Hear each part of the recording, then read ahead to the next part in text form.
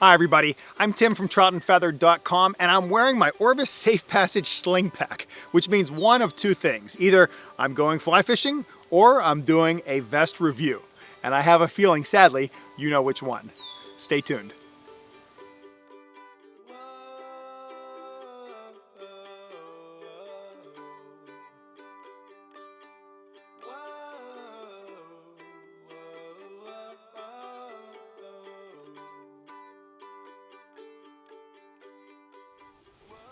Let me start this one out and say that I've been fly fishing and tying flies for over 30 years. And to say that I've been on the quest for the perfect fly fishing vest is to say that I've been searching for that Holy Grail. In my mind, it's almost impossible to find, but geez, I am going to look for that treasure map and just find it if I can, because gosh, vests are just very intriguing to me. And I really look at them as something that, at least in my opinion, I use for niche species. For instance, I have a vest that's dedicated for striped bass. I have one that's dedicated for steelhead. The one that you're seeing me wear right now is something that I use for Euro nymphing and basically all-purpose trout. So if you're like that as well, then maybe you're going to appreciate this video and at least understand my craziness. Now, the purpose of this is pretty simple. Whenever I go about reviewing a product, it's not one that I've just had for a week or for a couple days. This Orvis Safe Passage vest, I've had this for over a year. In fact, I've been using it for about 2 seasons. So at this point, I feel very comfortable making a review because I know many of you out there might be thinking about, transitioning from a traditional vest to a sling vest, or maybe you have one and you're thinking, geez, maybe I'd like to think about that Orvis one and I want to know a little bit more about it. So I'll take you through basically the features of this vest, some positives and some areas that I think can be improved upon. Plus I'll talk about the notion of a sling vest and is it even right for you? So with that said, let's kind of just start this off by saying it's a sling, and the gist of it is pretty simple. I'm supposed to be able to switch it this way, so I have kind of a pocket and an area here, which I'll give you a close-up of this in a little bit. Then if I sling it back, I have very little in front of me. Basically, the only thing I have access to right now is a pair of hemostats, which is great because, if you're catching fish and you have a fly that's, tough to get out, you have them really quickly, available to get at. What's nice about it, this is locked in place with a magnet. They're not going to go anywhere. I've never lost a pair of hemostats in a sling pack like this before, so that's a great thing. You may notice there's a couple other little things going on. For instance, there's a clip here. And what's supposed to happen, there's this clip that's supposed to come around and it's a strap that straps in place and it locks it so you can't just sling it automatically. What's great about this pack is you have the ability to take that strap off. And I took mine off because I am constantly just flipping back, changing flies, using my nippers, changing tippet, getting a drink of water, and then slinging back. So I don't have the need to lock it in place all the time. But keep that in mind. If you do want it locked in place, you have that ability. The other thing that's nice about the Orvis one is that they have these adjustments on it, so I can tighten it or loosen it based on my needs. But the best part about it is I fish with other sling packs that when you tighten them down, you have this piece that's just flopping around.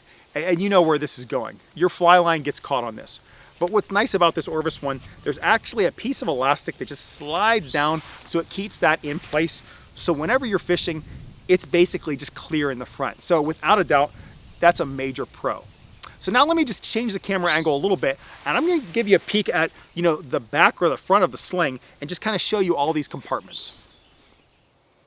All right, this is a sling.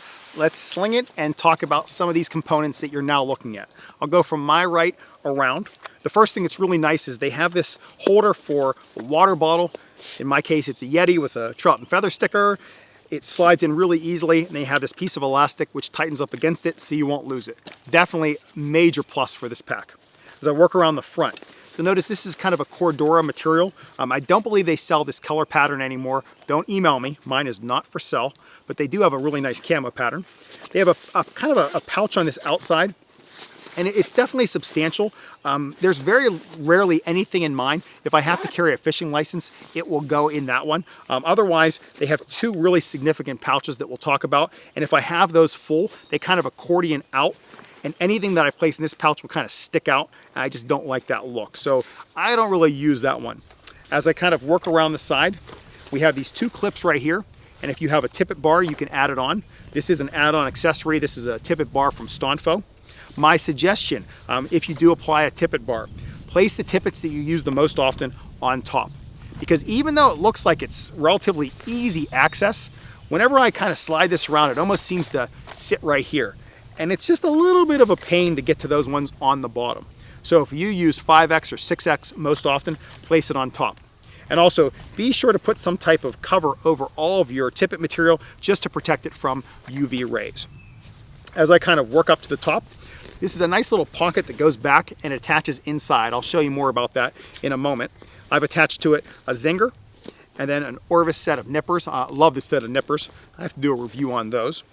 Now as I work up to the top, they have this piece of fabric up here. It's kind of like the soft side of Velcro, and it's intended to put your hooks. I really just haven't, fallen in love with that. I placed a number of flies in there, and I tend to fish barbless patterns, and I've gone and looked for them afterwards, and they're MIA. So I don't know if it's happened as I've slung this, and they've hit against my arm, and I've knocked them out, but they just don't seem to stick in there. So I've added, another accessory on. This is from a company called Magnetique out of France. It's just a really significant magnet.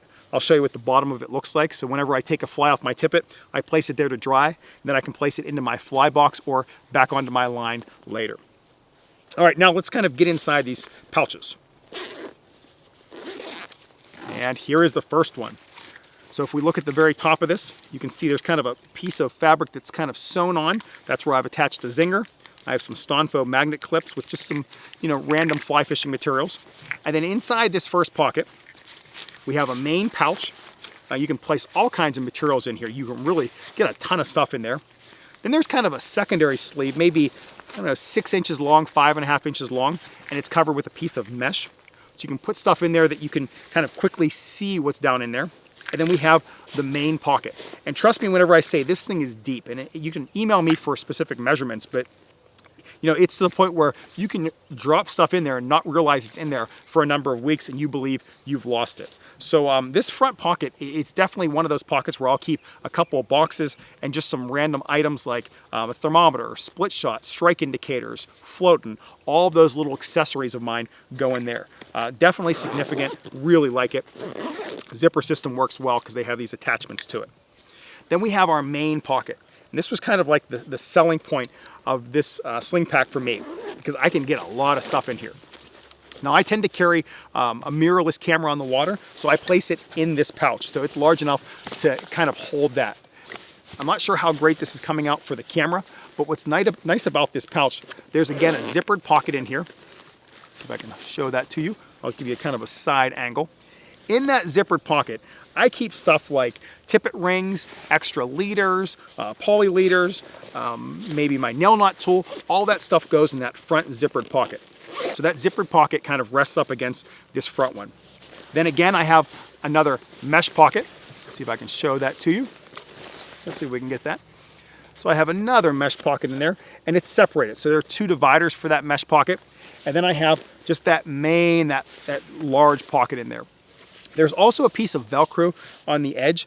Whenever I first got this vest, on that piece of Velcro, I actually put like a kind of like a foam fly sheet, and then I was able to set flies in there that I could kind of turn to whenever I needed them, kind of like this is now doing on the outside. But what I realized what would happen as I had a box in there as well, that box would hit against those flies and they would either fall out or they'd end up in the bottom of this vest.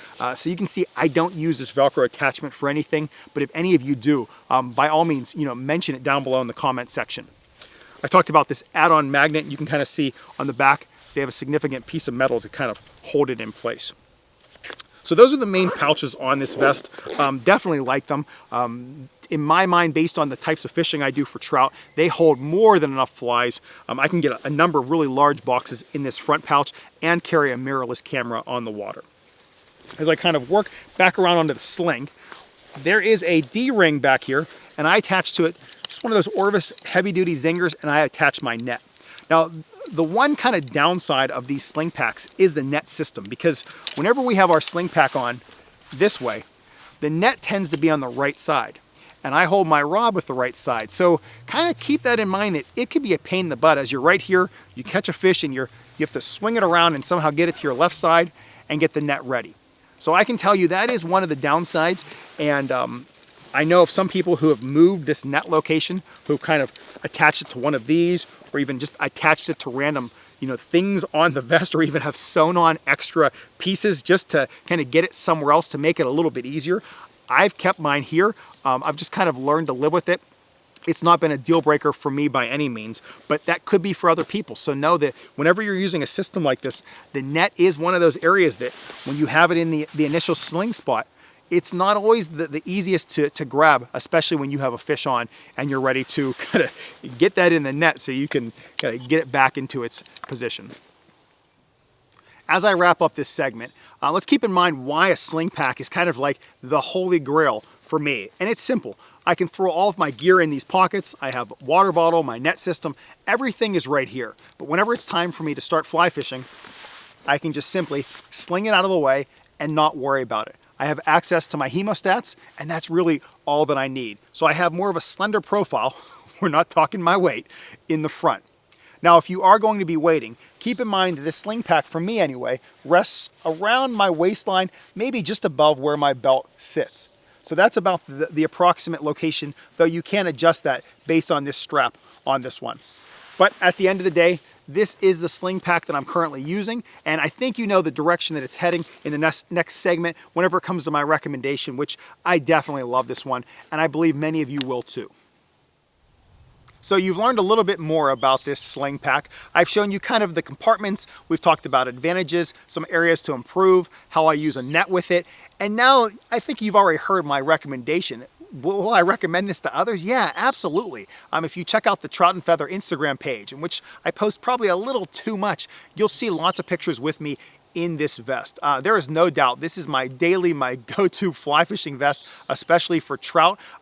Sure, if I'm going to be going on a multi-day trip, I might use a backpack instead, something that's a little bit more waterproof, because this in my mind is more of that water resistant, but it's not fully submersible. But I know that going into it, and I make those adjustments accordingly. Now, if you're looking for a pack that's maybe one size larger, but you like this sling, by all means, check out the Orvis Guide Sling Pack. It's kind of the next size up. I know I was at one of the fly fishing shows, I believe in Edison, and I compared this one with that larger one, and I thought I would prefer the larger one because I'd have just more room to kind of put all kinds of stuff. But then I took a step back and I thought to myself, gosh, if I have more room to put stuff, I'm going to put more stuff. And if I put more stuff, it's going to be heavier. And the heavier these packs get, the less tolerable they become, at least in my opinion. But by all means, if you're somebody that says, hey, I want to carry a bazillion flies, kind of like my great Uncle John, by all means, look at that larger size.